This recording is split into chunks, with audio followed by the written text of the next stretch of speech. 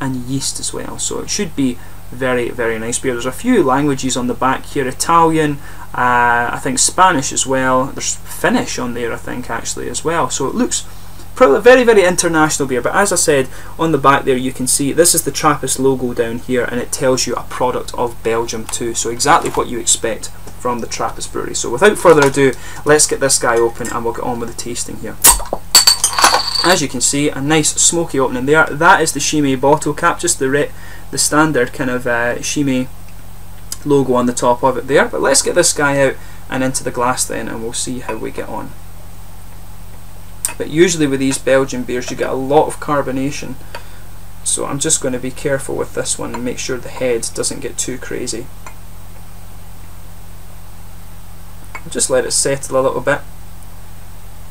Big head, as you would expect from one of these Belgian beers, but it looks very, very nice. So as you can see, as you would expect with it being a sort of dark brown beer, it has poured a really nice kind of quite mahogany colour, this one, I would say. If I put my fingers behind it, you can see it's not really transparent at all, but there's a big two-finger, frothy, slightly kind of beigey coloured head on top of this one. It's quite bumpy as well, but there is a good bit of froth to it, but it looks a very, very nice beer. There's some big bubbles just sticking towards the side of the glass, but there's quite a few smaller bubbles visible just going up towards the bottom of the head there, so a little bit of visible carbonation. No visible sediment in this one, incidentally, which is quite interesting. Usually you'll get a little bit of sediment with these Belgian beers, especially when they're higher alcohol content, like 9%, like this one is. So without further ado, again, let's have a wee look at the aroma of this one.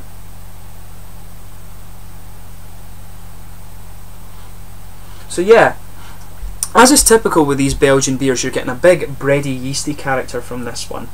But there's a lot of dark red fruit actually coming out of this, so it's a nice kind of red fruit, candied fruit. But it's plums and raisins. It's a little bit sharper, but there are some kind of figs just underpinning that when it comes to these red fruity esters. But there's a big bready and yeasty note in there, and there's a definite brown bread and sort of cakey note to this one. Maybe a little bit of a kind of almost gingery spice, I would say. Maybe not quite ginger, but there's a definite spicy characteristic to that kind of brown bread, cakey base that you have on this one. But you can smell a little bit of the alcohol in this, I think, but it blends in quite well. You've almost got a little bit of toasted kind of brown sugar in there as well.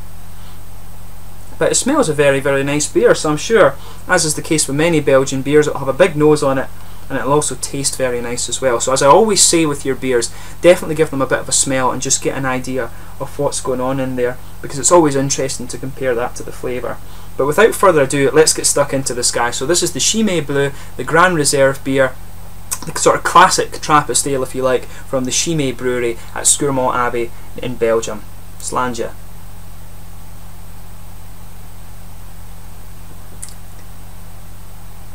Now that is really nice, but comes in very kind of sharp, if you like, so just let your mouth adjust to it a little bit before you think too much about the flavour.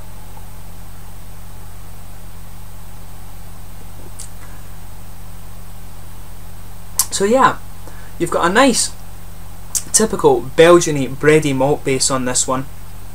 A little bit of a cakey element to it. It's almost like one of these kind of brown cakes that you have in this, but it's a nice big bready and typical Belgian yeast character. There is some sort of slightly spicy element to that as well, maybe a little bit peppery, but maybe just a wee hint of ginger or something like that. But it's very mild, but a nice kind of subtle element to the flavour of the beer.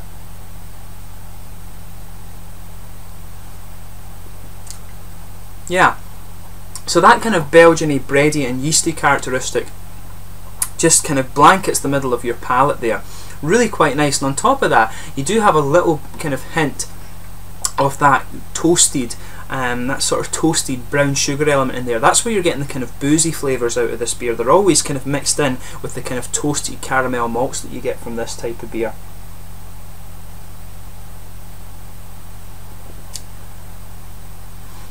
Reminds me a little bit of rum, actually.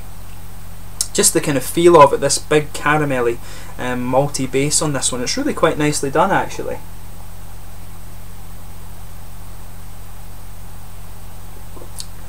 But yeah, you're getting a bit of caramel sweetness, that dark roasted caramel sweetness just in the middle of your tongue there, just on top of this big kind of browny Belgian-y yeast characteristic that just blankets the middle of your palate there. It's really quite nicely done. The flavours all blend together really well in this beer.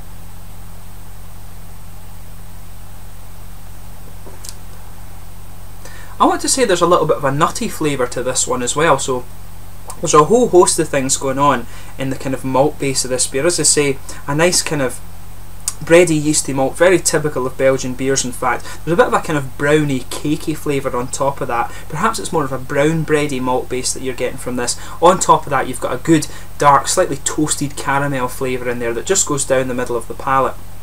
And you've also got some kind of nutty flavour just infused in with that. It's really quite nicely done in fact.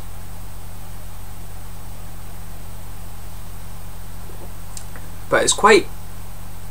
there is a good bit of alcohol warmth from this beer. That's what you'll notice about it. It is a little bit boozy, but you can pick up the sort of candied fruits from this one, and the sort of, it's a kind of figgy fruit flavour you're getting from this. Right behind the very front curve of your tongue, you'll just feel this little oily bubble, and you're getting this kind of figgy flavour coming out of it. But there's a bit of a kind of sharper raisiny, it is more of a raisiny flavour than a fig one, if that makes sense. The fig just kind of underpins the more sharp, raisiny or slightly plummy flavours in this. So just pay attention to that little oily bubble that forms behind the very front of the curve of your tongue. So a lot of stuff going on in this beer, so just take a little bit of time and actually get yourself used to tasting all of these things in this beer.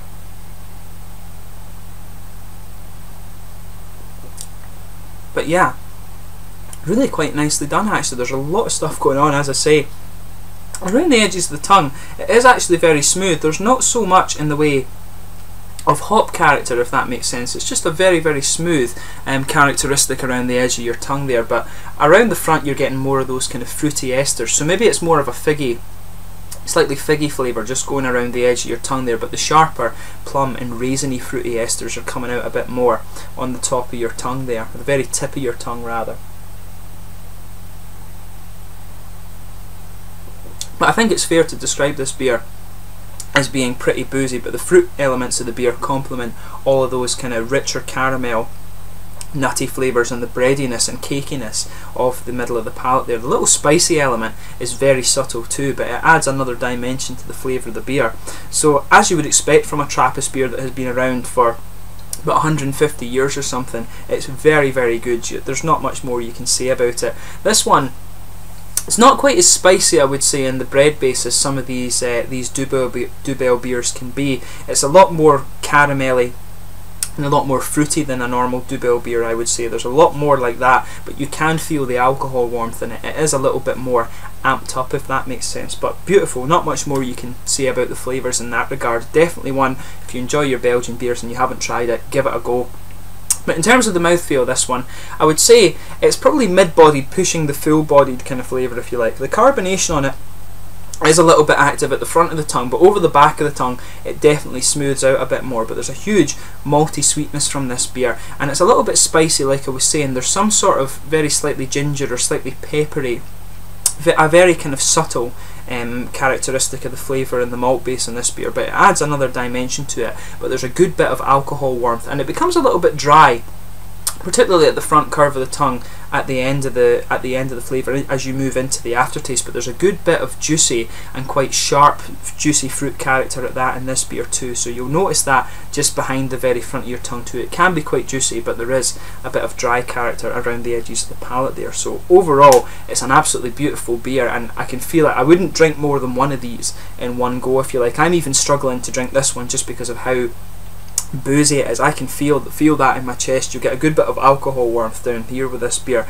but in terms of the flavour it's absolutely beautiful. But definitely a taster beer this, rather than a session beer, although some of the Belgian monks and things I'm sure will have sessioned quite a few of these quite a few times, so you have to admire them for that.